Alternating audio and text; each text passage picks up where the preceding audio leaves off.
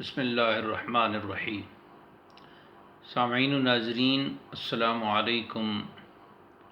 Videos کا یہ ایک نیا سلسلہ ہے جو والد گرامی حضور ریاض الملت مفسر قرآن پیر مفتی ابو النصر محمد ریاض الدین قادری چشتی نقشبندی سہروردی تلمیذ و خلیفہ حضور محدث اعظم فیصل آبادی قدس سرہ کی تصانیف تالیفات وغیرہ کے تعارف پر مشتمل ہے۔ اس سے قبل بھی کچھ کوششیں کی گئی ہیں۔ آج جس کتاب کا تعارف ہوگا وہ آپ کے 16 رسائل کا مجموعہ ہے جو اس خاکسار نے مرتب کیا ہے، اور مجموعے بھی مرتب کیے گئے ہیں، لیکن یہ پہلا مجموعہ ہے جس کو نسیم شریعت کے نام سے مرتب کیا گیا ہے۔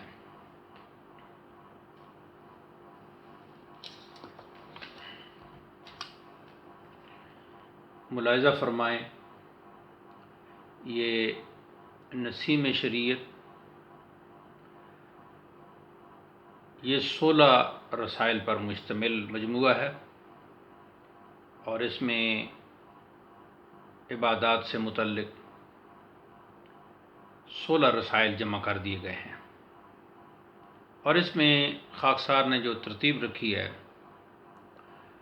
وہ اس انداز سے رکھی ہے کہ پہلے جس رسالہ کو پڑھنا چاہیے، جس رسالہ کا حق پہلے ہے کہ اسے پہلے پڑھا جائے، پھر اس کے بعد دوسرا پڑھا جائے، پھر اس کے بعد کس رسالے کی ضرورت ہوگی پڑھنے والے کو، تو اس طرح یہ ترتیب رکھی گئی ہے۔ اس میں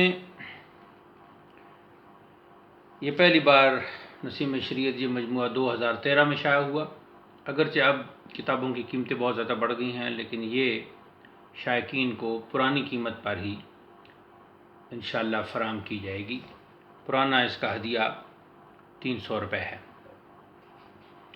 اس میں سب سے پہلے فہرست پڑھ دیتا ہوں رسائل، 16 رسائل کی۔ اس میں پہلا رسالہ ہے جی نیت پر، جس کا مشہور حدیث انما الاعمال بالنیات، اس حدیث کی تشریح و توضیح پر مشتمل ہے، اور رسالے کا نام بھی یہی رکھ دیا گیا ہے، اعمال کا دار و مدار نیت پر ہے، یعنی حدیث کے نام پر ہی اس رسالہ کا نام رکھا۔ اس کے بعد ہے جی اسلامی عقائد اور ان کے احکام۔ یہ مختصر رسالہ ہے جو اسلامی عقائد پر مشتمل ہے، جو پرانا اسلاف کا طریقہ تھا اس کے مطابق حضرت نے یہ لکھا، اگرچہ یہ جب تحریر کیا گیا تو ایک منکر کے اشتہار کے جواب میں یہ تحریر کیا گیا تھا، تو اسی انداز میں تھا۔ بعد میں پھر اس کو میں نے اپنے حواشی کے ساتھ، مختصر حواشی کے ساتھ شائع کیا۔ اس مجموعہ میں بھی وہی مختصر حواشی شامل اشاعت ہیں، البتہ اب ارادہ ہے کہ ان حواشی کو پھیلایا جائے، تو انشاءاللہ یہ کوشش کی جائے گی۔ اس کے بعد تیسرے نمبر پر ہے جی ستون دین، یہ طہارت اور نماز کے احکام پر مشتمل ہے، اور بہت ہی خوبصورت انداز میں یہ رسالہ مرتب کیا گیا ہے۔ اس کی کئی ایڈیشن شائع ہو چکے ہیں، اور یہ اس مجموعہ میں شامل ایک نیا ایڈیشن ہے۔ اس کے بعد رسالہ ہے جی ثواب النوافل، یہ ہر ہفتہ میں، ہر دن اور ہر مہینہ میں پڑھے جانے والے مخصوص نوافل کا اس میں ذکر کیا گیا ہے۔ جن لوگوں کو نوافل پڑھنے میں بہت ہی لذت نصیب ہوتی ہے، یہ رسالہ ان کے لیے بہت ہی متبرک ہے۔ تیسرے نمبر پر ہے جی سفینہ حق، یہ حیلہ اسقاط کے موضوع پر تحریر کیا گیا ہے کہ جب جنازہ ہو جاتا ہے اور تو اس کے بعد میت کو سامنے رکھتے ہوئے ادھر ہی بیٹھ کر، جنازہ گاہ میں بیٹھ کر صفیں توڑ کے بزرگ بیٹھ جاتے ہیں، اور عالم دین وہاں دعا کرتے ہیں، اور کچھ چیزیں بھی لائی جاتی ہیں، کوئی گندم کے دانے وغیرہ یا کوئی پیسے وغیرہ، تو اس میں یہ ایک ہیلا کیا جاتا ہے، ایک دائرہ کی شکل میں لوگ بیٹھ جاتے ہیں اور وہ دعا کرتے ہیں اور میت کی مغفرت کا ہیلا کرتے ہیں۔ اس پر بعض بے وقوف اور جاہل لوگ اعتراض بھی کرتے ہیں، لیکن یہ اعتراض ان کے جہالت کی علامت ہے۔ تو سفینہ حق میں ہیلا اسقاط کے موضوع پر مختصر انداز میں، مدلل انداز میں اس مسئلہ کو واضح کیا گیا ہے۔ اگلا رسالہ ہے جی زینہ حق۔ تو زینہ حق میں اس کا عربی نام رکھا الکشف المبین عن قول الکاذبین، اور اس کا موضوع یہ ہے کہ خاوند اپنی بیوی کو قبر میں اتار سکتا ہے۔ اگلا رسالہ ہے جی روحوں کی بروز جمعرات آمد۔ تو اس میں اعلیٰ حضرت کا بھی ایک آپ کی بھی ایک تصنیف ہے، تو اس میں حضرت نے بھی یہ رسالہ تحریر کیا اور اس کا مکمل نام رکھا فوت شدہ اہل ایمان کی روحوں کی بروز جمعرات آمد۔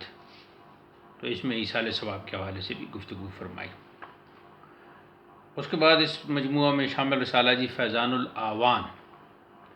اس میں یہ بیان کیا گیا ہے کہ پہلے دن کی جب میت فوت ہوتا ہے تو پہلے دن جو طعام تیار کیا جاتا ہے مہمانوں کے لیے بھی، جو باہر سے مہمان جنازہ میں شرکت کے لیے آتے ہیں، اس کو بیان کیا گیا ہے،